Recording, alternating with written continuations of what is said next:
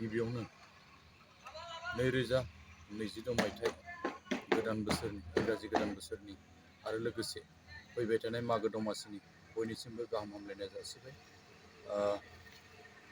फैबाय थानाय 2022 मायथाइनि 4 जानुवारि गाबोन सिमेन्ट दख'रा दुलाराय बर' फरायसा आफादनि 35थि बोसोरारि थान्दै जख'न्थाइ बेखौ महनपुर 1 नं महनपुर आरो 2 नं महनपुर 3 नं महनपुर लोगोसे माजगाव कसारी आरो लोगोसे सुमापारा बिथांमोननि मददजों गाबोन जोंनि बे सिमेन्ट दख'रा दुलाराय बर' फरायसा आफादनि बोसोरारि थान्दै जख'न्थाइ बेखौ खुंनो थामथिम खालामनाय जादों।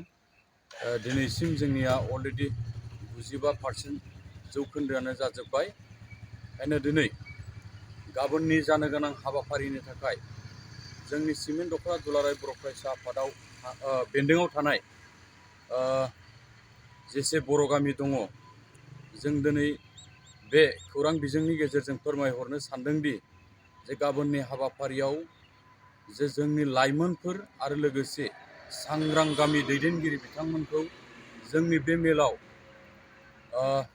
खोब मैखोमै बाहागो लाफैनो थाखाय गुरै खावलायनाय जाबाय।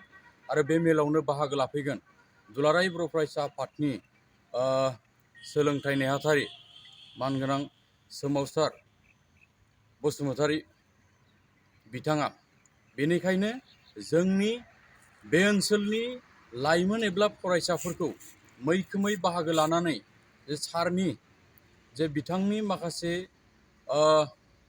जे लाइमोनफोरनि जिउ राहा लामा दानायाव बा लाइमोनफोरा माबायदि जानांगौ बिनि सायाव माखासे जोंनो बोसोन होफैगोन।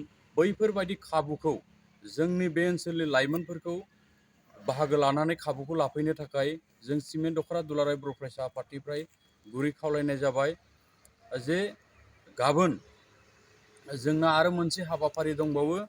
जोंनि बे ओनसोलाव थानाय गुदि फरायसालिनि फरायसाफोरखौ जे खन्थाइ आवरायनाय बादायलायनाय बिथांमोनखौ जों होनाय जादों। थि सम होखानाय दङ। बै सम बायदियै जोंनि फोरोंगिरि गुदि फरायसालिनि फोरोंगिरि बिथांमोनखौ फरायसाफोरखौ लानानै फैनानै बे जोंनि बादायलायनाय होनाय बे खाबुखौ फरायसाफोरनो होफैयो। बेखौबो आं गुरै खावलायफाबाय।